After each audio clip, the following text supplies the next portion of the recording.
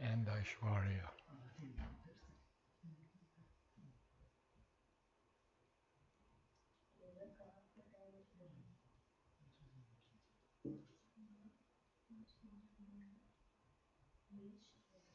Page 26. In hands, sustained by a transfiguring mind.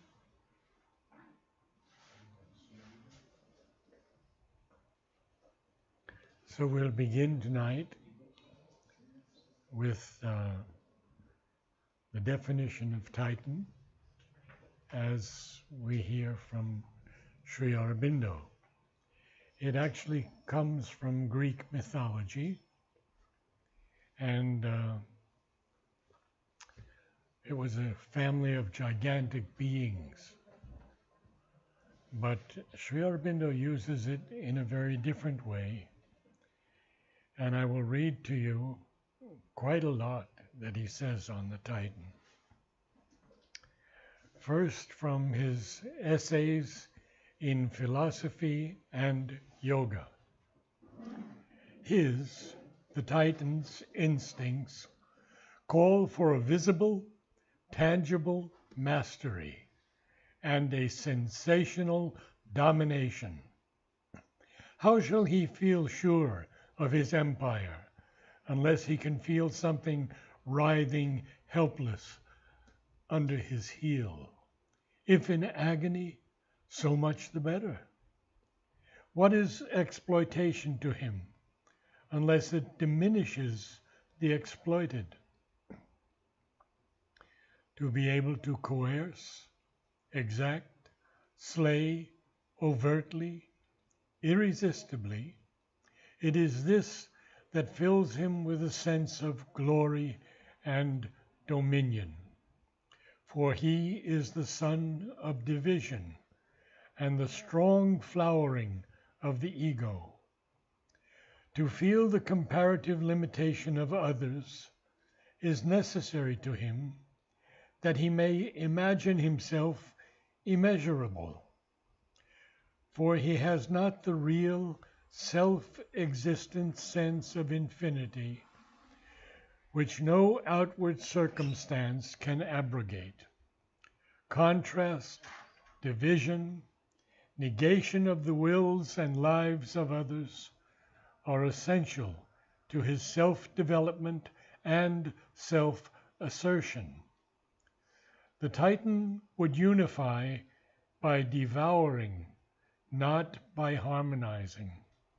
He must conquer and trample what is not himself, either out of existence or into subservience, so that his own image may stand out, stamped upon all things and dominating all his environment. Now he gives us another sentence in the synthesis of yoga.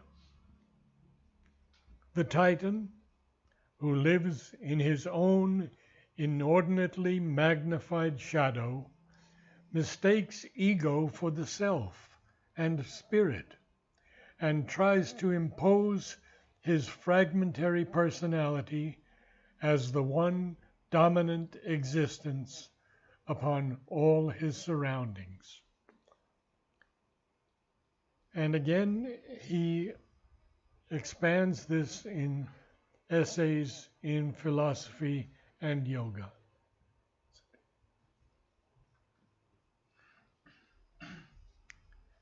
But the Titan will have nothing of all this. It is too great and subtle for his comprehension. His instincts call for a visible, tangible mastery and a sensational domination.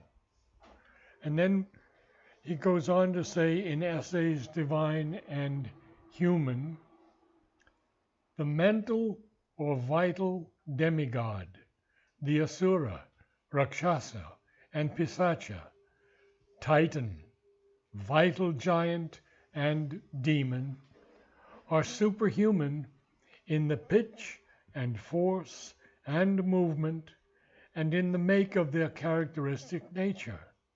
But these are not divine, and those not supremely divine, for they live in a greater mind power or life power only, but they do not live in the supreme truth. And only the supreme truth is divine. Only those who live in a supreme truth consciousness and embody it are inwardly made or else remade in the divine image. And he continues, the old writings call the Titans the elder gods. So they still are. Nor is any god entirely divine unless there is hidden in him also a Titan. Whoa. So Sri Aurobindo had a lot to say about it. And now we're going to go on in our first book, Book 1, Canto 3, which we've been reading from. And this is about Ashwapati. And the canto is the Yoga of the Soul's Release.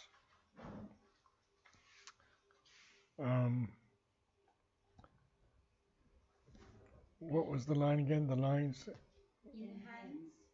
No, I've lost it. Oh, you got it now. Okay. In hands sustained by a transfiguring might, he caught up lightly like a giant's bow, left slumbering in a sealed and secret cave, the powers that sleep unused in man within. Of course, these powers in all of us are usually left slumbering, sort of sleeping like in a sealed and secret cave, that of the soul. And Ashwapati is able to leap above this, and he uses this beautiful line, he caught up lightly like a giant's bow, left slumbering in a sealed and secret cave. And that bow is within us. But what is that bow? It's the powers that sleep unused in man within. He made of miracle a normal act, and turned to a common part of divine works, magnificently natural at this height, efforts that would shatter the strength of mortal hearts. Pursued in a royalty of mighty ease, aims too sublime for nature's daily will. The gifts of the Spirit, crowding, came to him. They were his life's pattern and his privilege.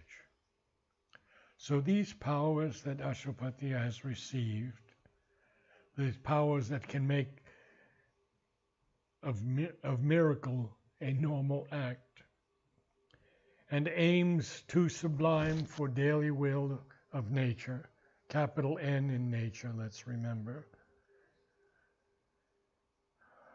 He was able to pursue, and here the word pursue is to attain or accomplish an end or an object or a purpose.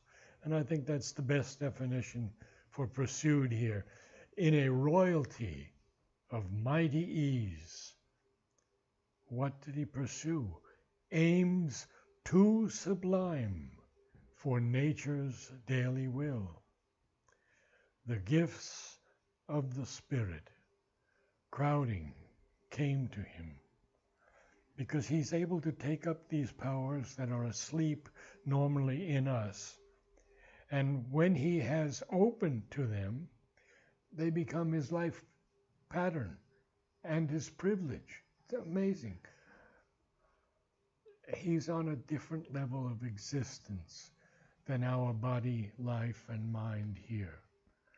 He's in a state of what we call the second stage, beginning with the higher mind, illumined mind, intuitive mind, overmind, and he's not yet in supermind, but he's in those higher stages, the spiritual stages of existence.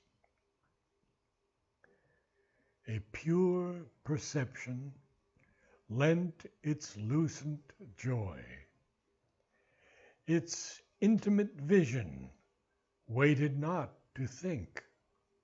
It enveloped all nature in a single glance. It looked into the very self of things. Deceived no more by form, he saw the soul. Now, this is one of these passages that are so important and I think relevant to me, hopefully to many of us also, because until we can look into the very self of things and not be deceived by outward appearances, body, sex, height, weight, thin, fat, different races, until we can look through those, the very self of things, he tells us here. It looked into the very self of things. It enveloped all nature in a single glance. And he's no more deceived by form. He saw the soul. In beings, it knew what lurked to them unknown. Now, lurked is an interesting word here. We had one the other week too. It was loitered, and now it's lurked. Now, this lurked is to exist unperceived or unsuspected. That's the best definition I can come up with. So they say that, we did not see Mother. We did not look at Mother. Mother looked at us. Mother saw us. We didn't see her. We couldn't see the Divine Mother in our state. Oh, we saw her body and we saw her form and we heard her voice and listened to her smile and speak. But it was Mother who could see us. And this is what Sri Aurobindo is telling us here. And he's going to go on actually quite a ways here now.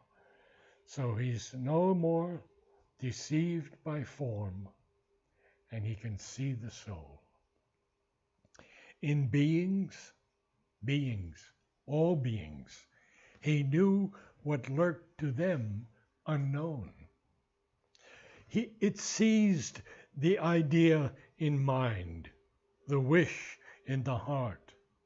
It plucked out from gray folds of secrecy the motives which from their own sight men hide. Wow. What does Mother tell us? She says, you complain about all these things in the world, terrible things that are going on, but they are also in you. They have to be identified and thrown out. So, this vision he has, seizing the idea in mind and the wish in the heart.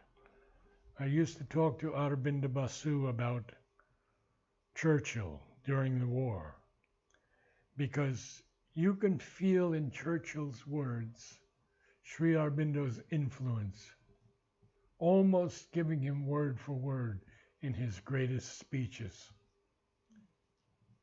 We will never fail, we will fight. These great words. So, plucking out something, plucking out. It's a figurative use of pluck. It means to pull out. The motives which from their own sight men hide. And now, this extraordinary passage.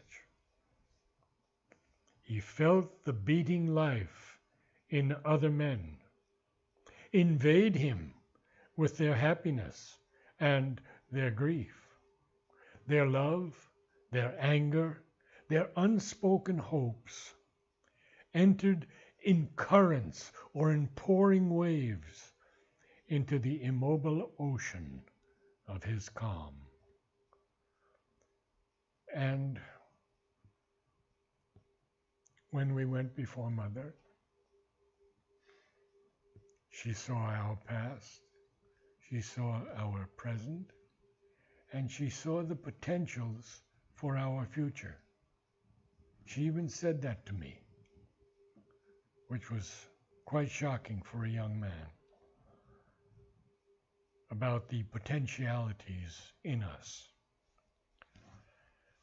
So Ashwapati has become so aware that he can feel this beating life in others.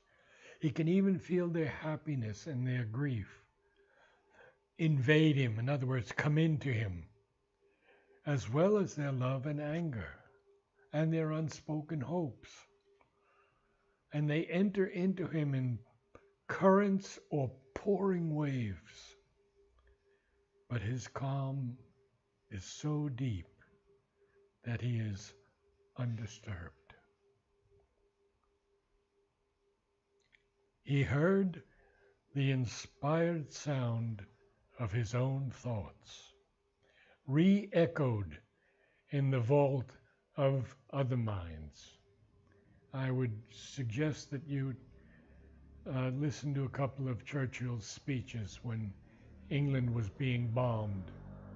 You will feel Sri Aurobindo's words behind them.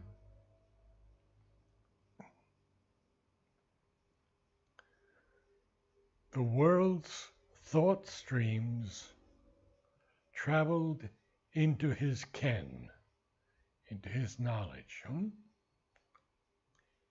And then he says,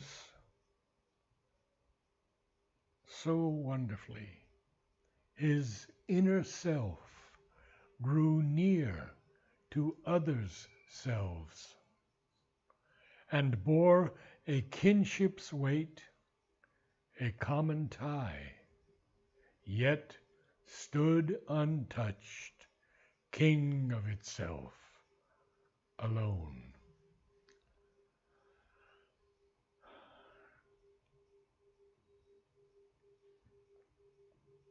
In Savitri, Sri Aurobindo is speaking of his own yoga through Ashwapati. So we can understand that this is Sri Aurobindo speaking also. His inner self grew near to other selves.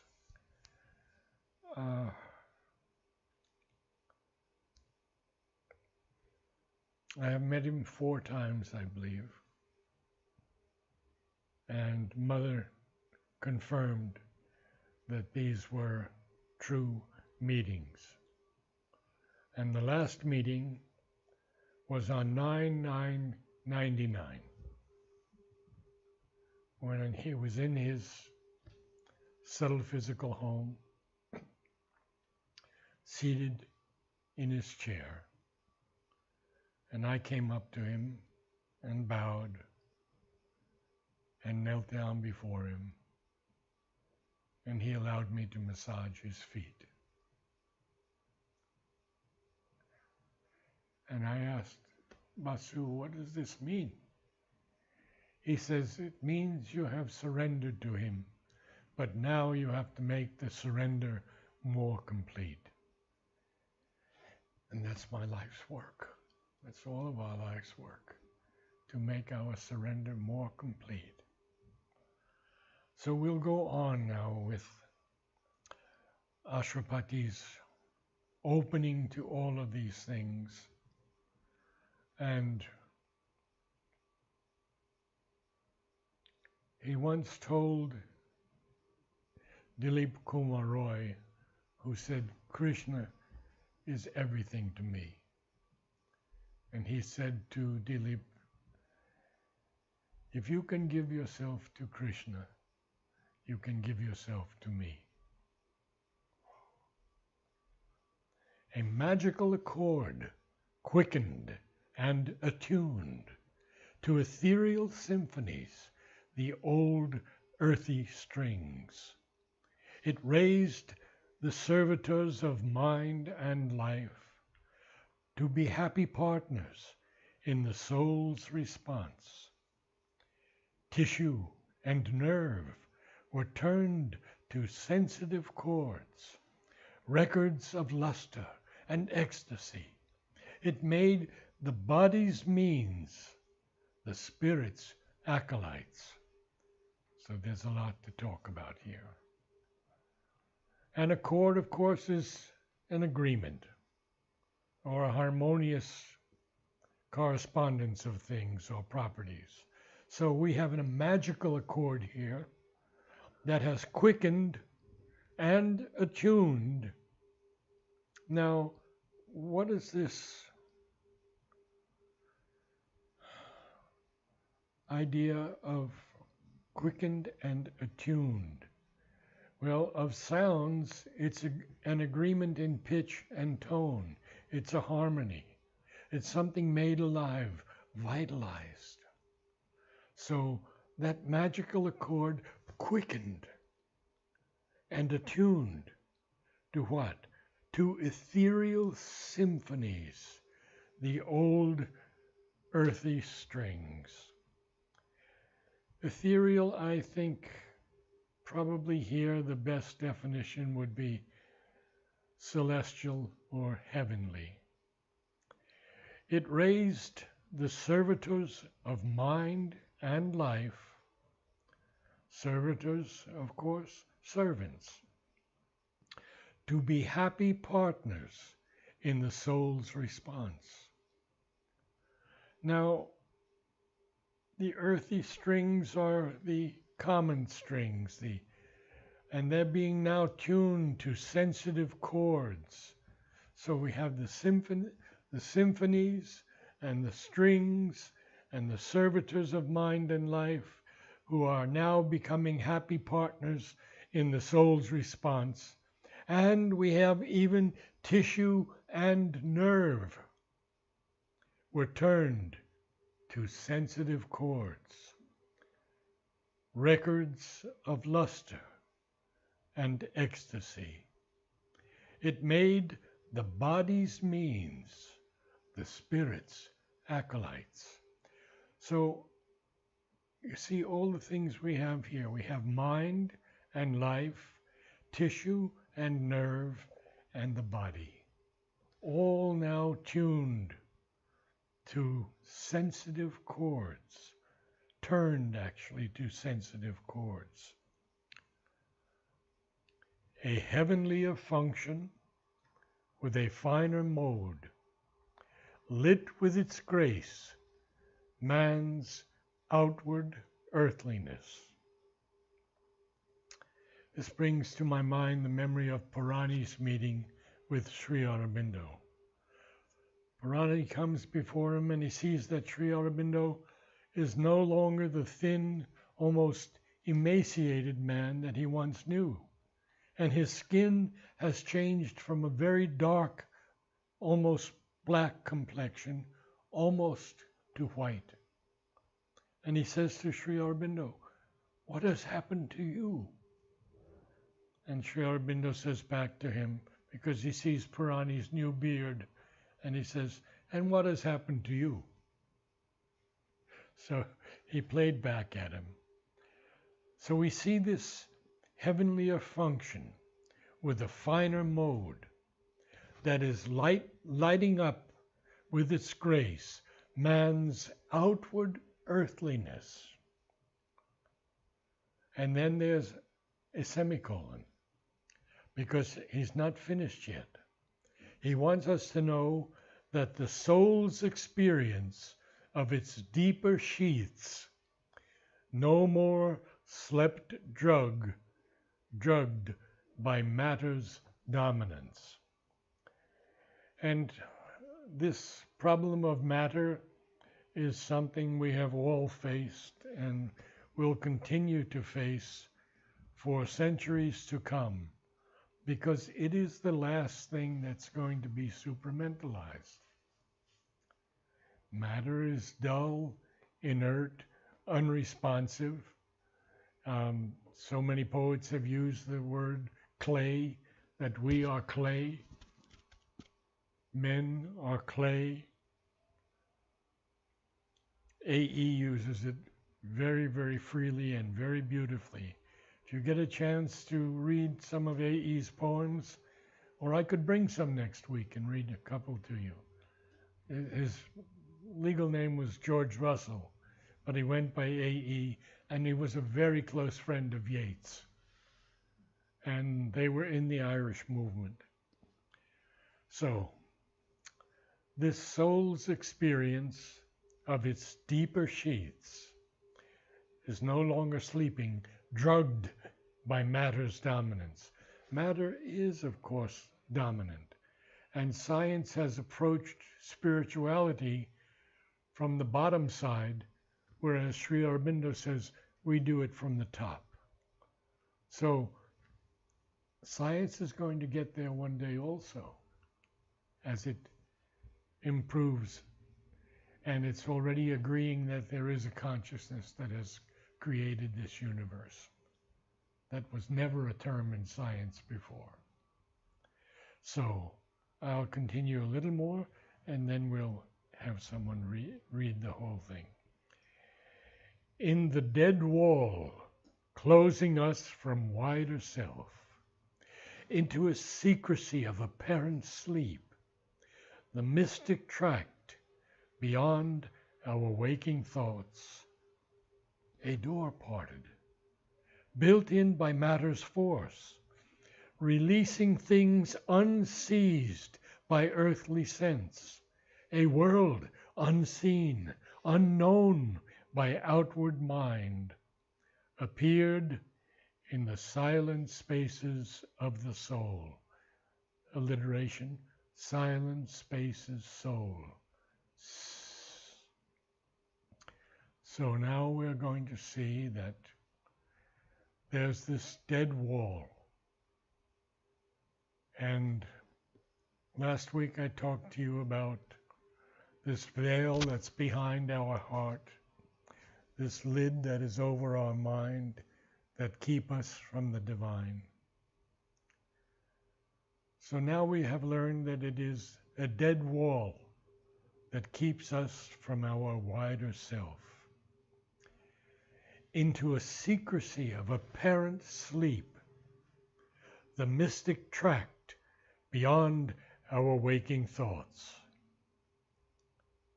A door parted, built in by matter's force, releasing things unseized by earthly sense, a world unseen, unknown by outward mind, appeared in the silent spaces of the soul. And now we can think of Mother, and when she broke open that door, and the supramental force flowed down upon the earth. That's Auroville's birthday, too, every 4 years anyway. Now, this world appears to Ashwapati. He is seeing this, and it's not even known by the outward mind, but it has appeared in the silent spaces of the soul. He sat in secret chambers, looking out into the luminous countries of the unborn, where all things dreamed by the mind are seen and true, and all that the life longs for is drawn close. How many have seen this world? I don't think very many. He's seeing this unseen world.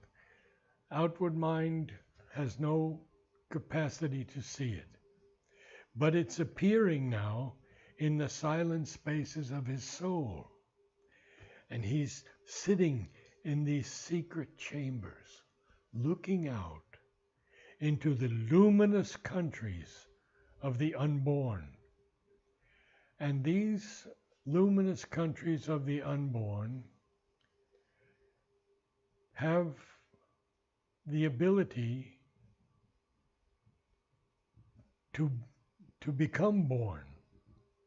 And so he says, where all things dreamed by the mind are seen and true.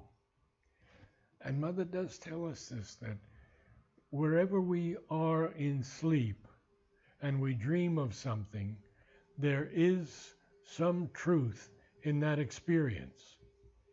Very often it can be lower vital or middle vital, but sometimes it can be higher vital and even get into the illumined mind, or at least the higher mind. And so he sees the truth that they hold, and he sees all that the life longs for, because it's drawn close to him. And I'll read the last lines for today. He saw the perfect in their starry homes, wearing the glory of a deathless form, lain in the arms of the Eternal's peace, wrapped in the heartbeats of God ecstasy. 2 words hyphenated in the last line. He capitalizes the perfect. In the secret knowledge, he will speak of the perfect in a passage that we should all one day memorize. He sees them in their starry homes way up, wearing the glory of a deathless form, which has to come down here. We all have to wear that glory of a perfect form. And they're sort of laying in the arms of the Eternal's peace, and they are wrapped in the heartbeats of God ecstasy. Could one of our new people read what we did from the beginning?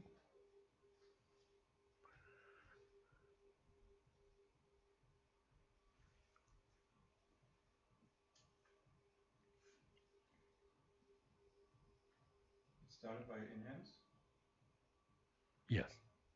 Enhance, sustained by a transfiguring might, he caught up lightly like a giant bow, left slumbering in a sealed and secret cave, the powers that slept unused in man within.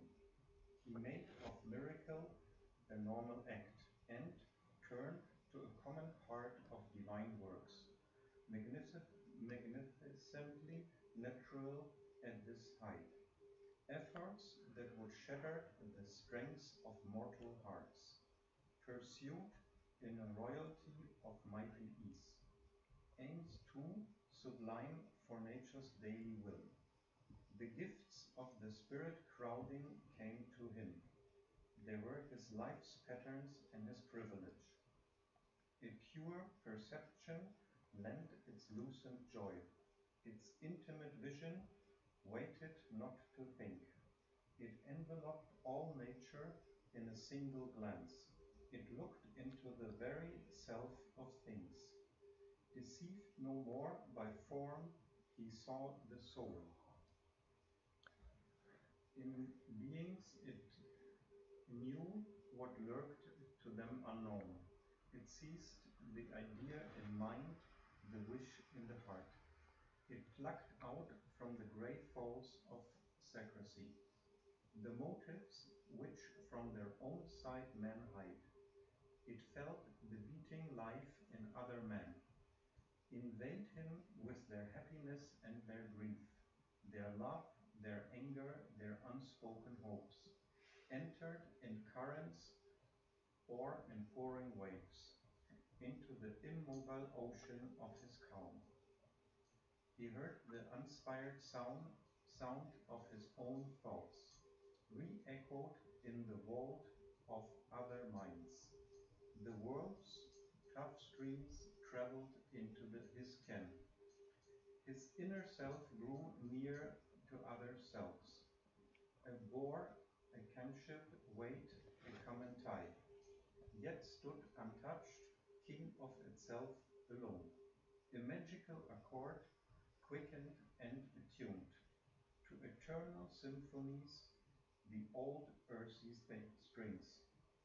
It raised the servitors of mind and life to the happy patterns in the soul's response. Tissue and nerve were turned to sensitive chords. Records of luster and ecstasy, it made the body's means the spirit afterwards. A heavenlier function with a finer mode, lit with its grace man's outward earthliness. The soul's experience of its deeper sheets, no more slept drugged by matter's dominance. In the dead wall closing us from wider self into a secrecy of apparent sleep.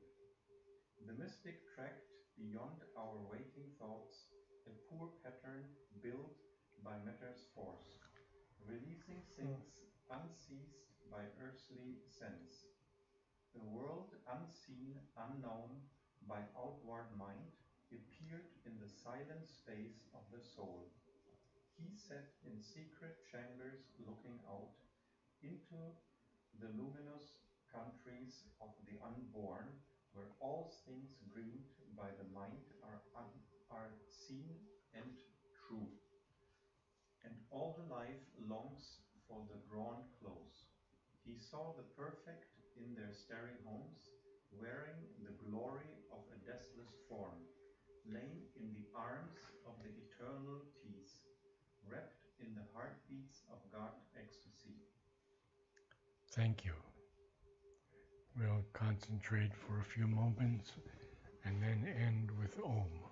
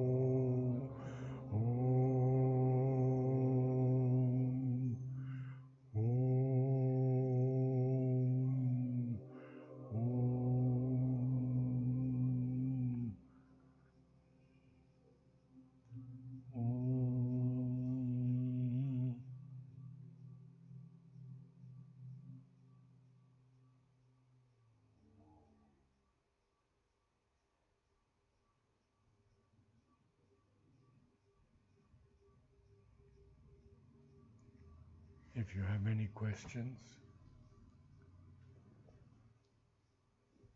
No questions. Many questions. Hmm? Many questions. Many questions.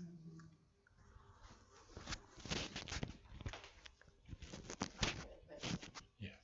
Ashwapati is reaching that level of existence by himself, or he has been blessed by it? Has he seen that level of existence by himself, or what? Yeah, Has he reached that level of existence? She's asking. Yeah. At this point, he's not reached the supermental yet. Yeah, but he has been selected by the divine, right? No, he is the divine. Not selected by. He is the divine. Yeah, but He is the divine in evolution. And therefore, because he had to come into birth and be born in a family, and then go be sent to England for so many years, he had to go through what all of us go through in many ways. okay, this is the chapter actually before he is born. So he is aware of his divine nature. No, it's not. There are many people who are aware of their past existences. Many people. But the divine is aware of all of them. And they asked Sri Aurobindo, what were you doing in past ages? I think I talked last week about it. And he said, carrying on the evolution. In whatever body he was at that time. I don't know how to put in words, but it is. Okay, I will think No, of it. I and think will she ask. wants to know why the suffering, even though he is selected by the divine. No. No. I think she's asking, how is it that he has come to this state where he has all of this openness and insights and How he got enlightened actually by the that. truths. Right. And that can be found in the record of yoga. 2 volumes. Not an He easy gives it answer. all to us in the record of yoga. He gives everything to us.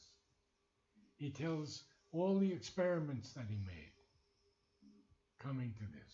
You've heard about the crow and about people? No? Well, he tried to make this crow fly from one branch to another, and the crow didn't do it. And he realized that he had to exert more spiritual power the second time the crow did it. And these are just things that he records in the record of yoga. Extraordinary things. How else can he come to us? How else could he come to us except by that power of the divine, who he is and who we are?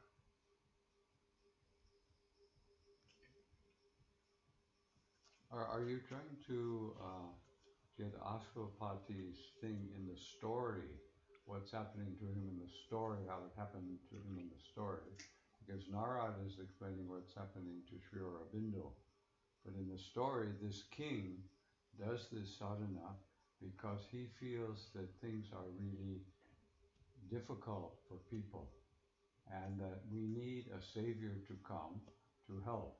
So he does all this thing, all this tapasya, in order to get something from the divine to come. And so he gets a daughter who will do the work. This is the before Savitri is Yes. born. Yes. Okay. So he has to do all this so that she is born. And this is the basic story of the Mahabharata. Yeah. Now Sri Aurobindo has taken it and he calls it a legend Mahabharata and a symbol. So the symbol is the new consciousness, the new world, the supermental. Okay? So the story is just something that he used that fitted with what he wanted to tell us.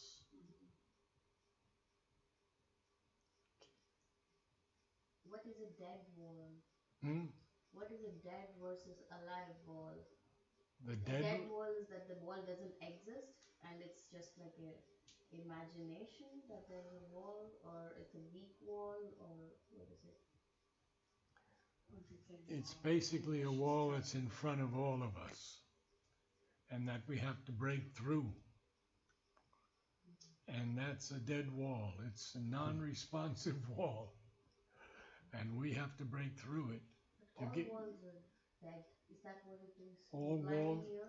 Well, this is a figurative sense, and we have to understand that we have to take many things in Savitri in a figurative way, not a definitive way of science, because they're above science. You could say it's the wall of inertia. Or Yeah. can we say that But all walls are. So is he just using a symbolism that all walls are inert and dead? Or is there like a dead wall here which is weak and there are walls which are responsive, or something like that is what I mean to say? Go ahead. Can I share what I understand? It is like normally the matter also has the consciousness, the potential of consciousness, right? The consciousness is also in the matter.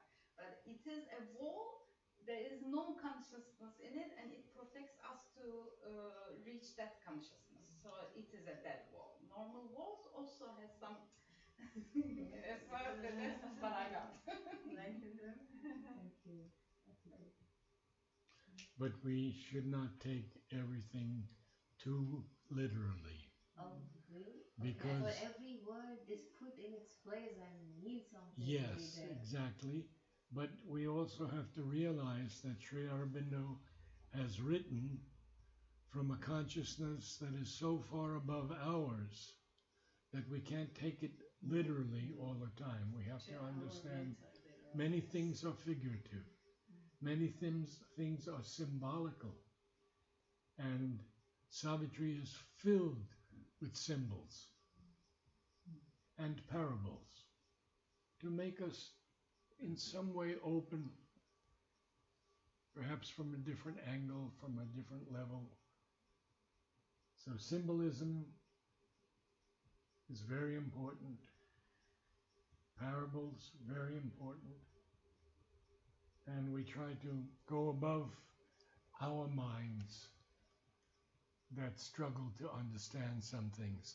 That's why there are so many paradoxes in Savitri. You know, a joyous pain is a paradox for us, but not for the great ones. They can turn pain into joy and bliss. Could you say that the words are portals that open us to the energy behind them Correct. that he is putting into it? And I so- would agree with that completely. And also, you'll be happy to note that a door parted in that dead wall. Yeah, that's why. From it's the like- nature's yeah, force. yeah. Good point.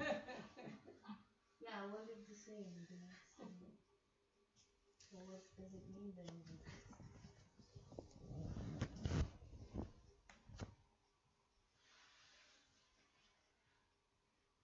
You know, I think we might enjoy noting that even though they only put the yoga of the Swampavishya, the first part of it is the yoga of the